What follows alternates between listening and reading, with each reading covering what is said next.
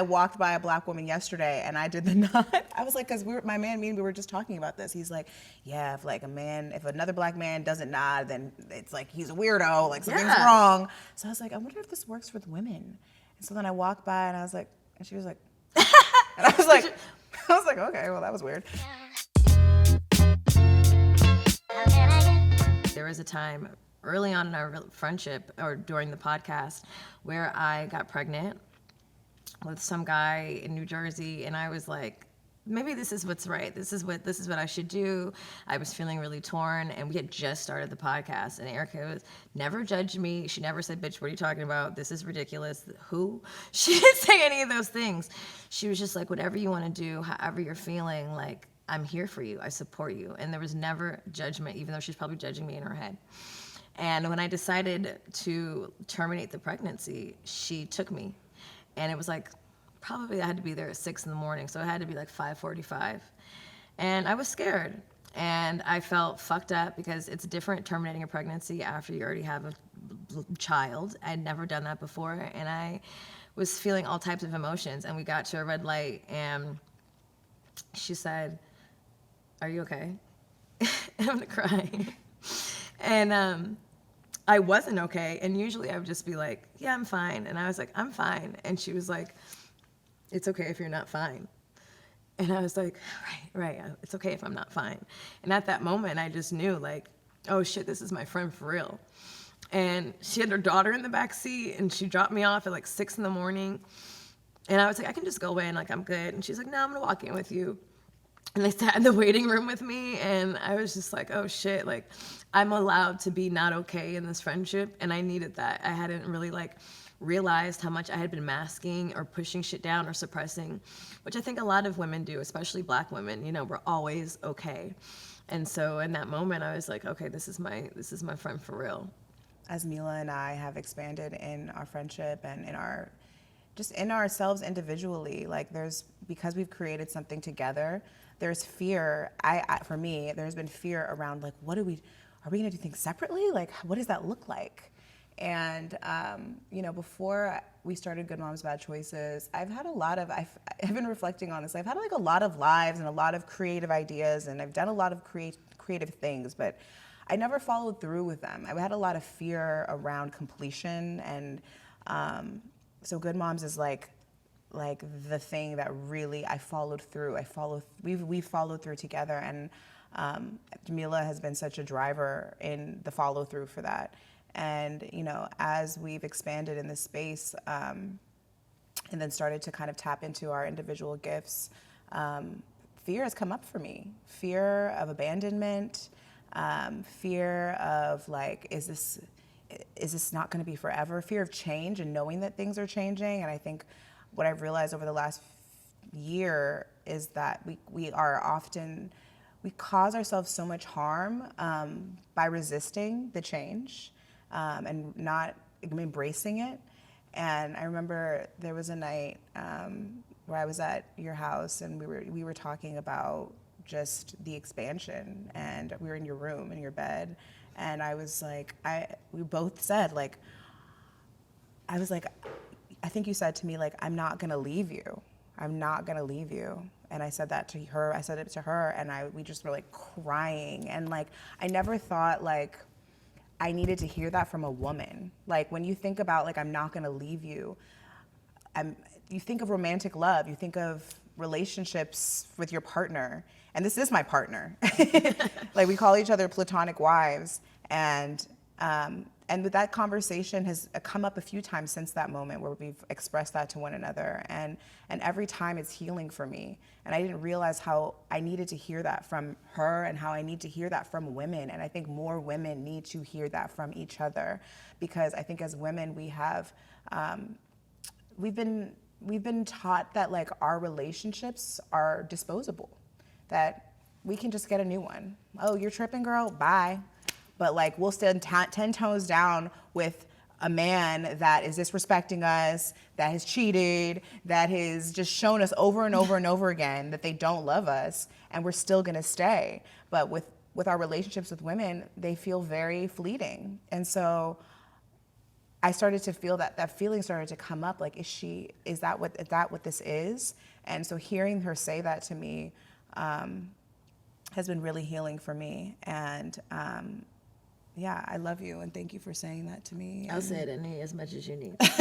I'm not leaving you. I'm not leaving you. I love you. I love you too. Of course, I've had close relationships with other female friends, and just not even female, just friends in general. But there's a level of, it's familial. Like, this truly is familial. Like, our children are our best friends. We share bank accounts. We plan our lives and our lives around each other's schedules and our children's schedule. Like, I've never had a relationship or a friendship. I've never had even a relationship literally, like that, you know? And so I would say there's a level of consideration that exists in this relationship that I've never experienced before. There's a level of sacredness and care that exists in this relationship that I've never experienced before. There's a level of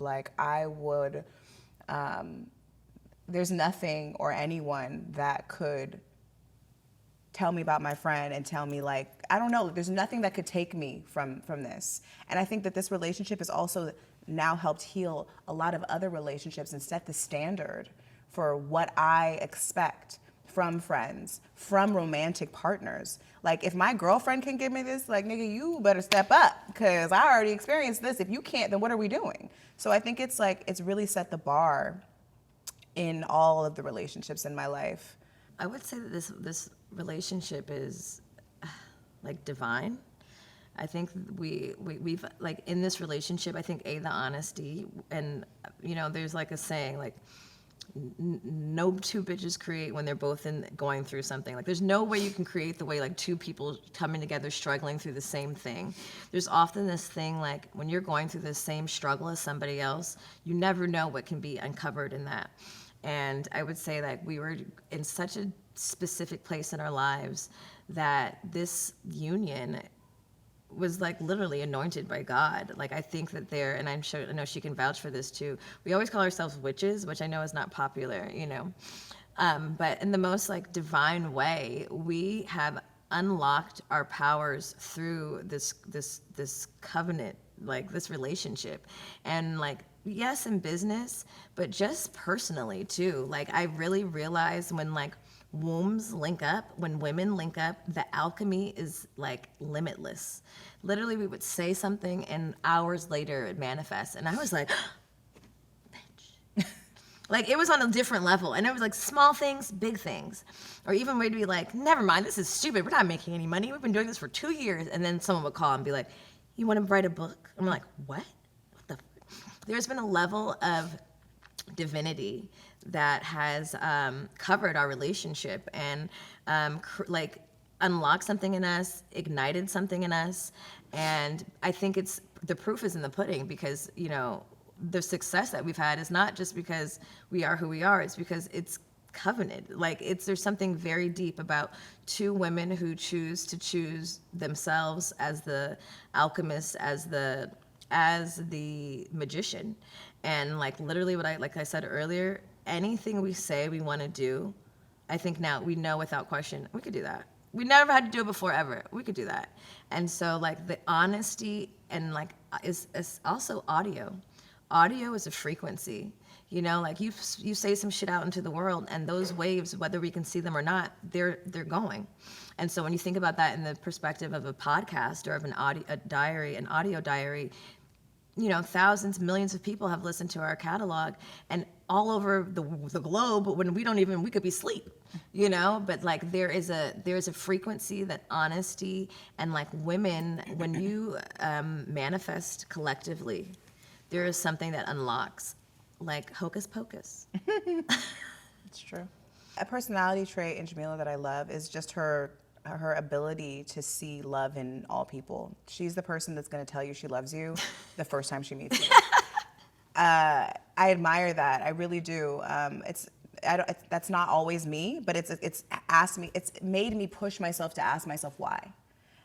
What is my resistance in that space? she's been a major mirror in my life. I think she's a mirror to a lot of people, for people, because she really does exhibit freedom. She's truly herself all the time, and very, very honest and very transparent about where she's at. So I think that I really admire your capacity for love, truly. Oh, I appreciate that. I do find it easy to love people.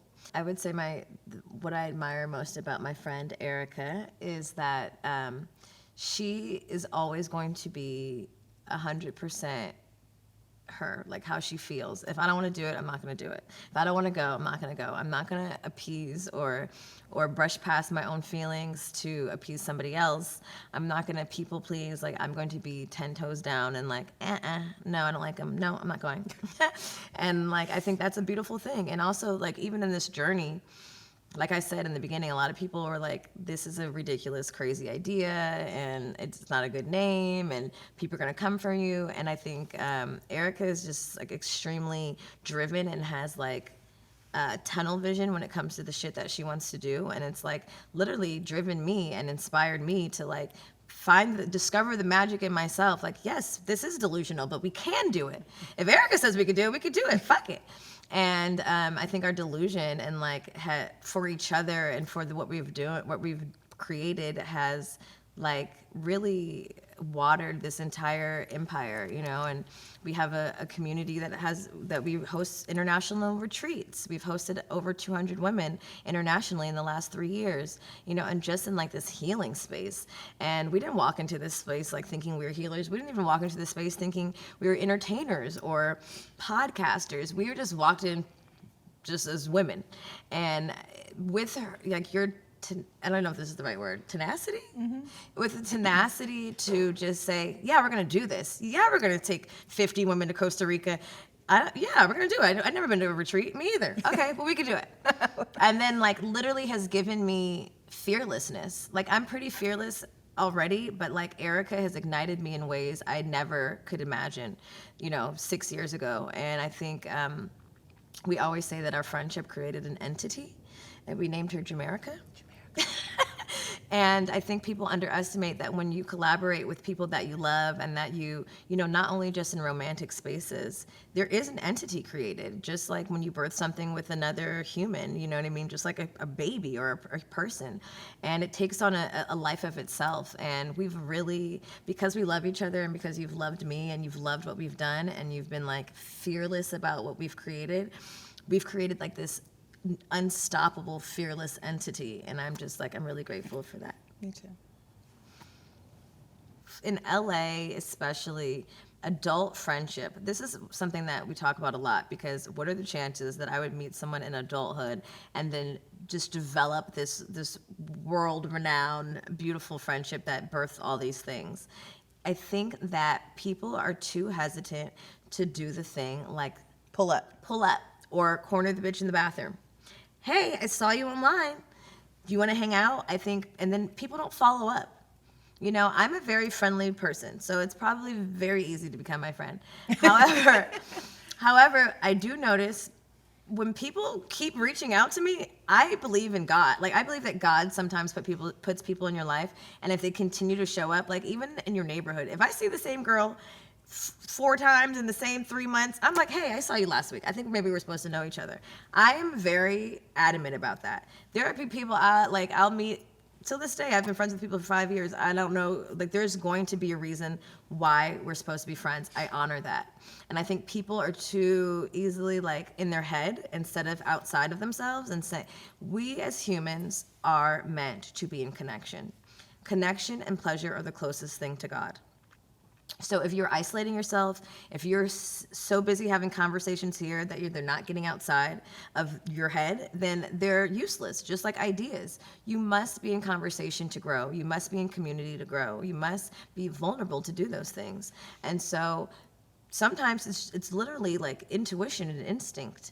If you see another black woman, LA, ain't that many of us, you got to smile and nod. When I was growing up, I thought that it was like universal law that black people did this in the mall and like when they saw each other, because I saw my dad and my mom do it.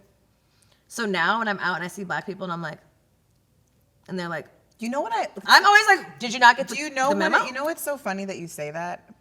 I feel like that's a black man code. Oh, so maybe thing. I'm seeing it from my dad. But women don't do, black women, we don't do that to one another because I literally smile. I walked by a black woman yesterday and I did the nod. I was like, because my man, me and we were just talking about this. He's like, yeah, if another black man doesn't nod, then it's like he's a weirdo, like something's wrong. So I was like, I wonder if this works with women. And so then I walked by and I was like, and she was like, and I was like, okay, well that was weird.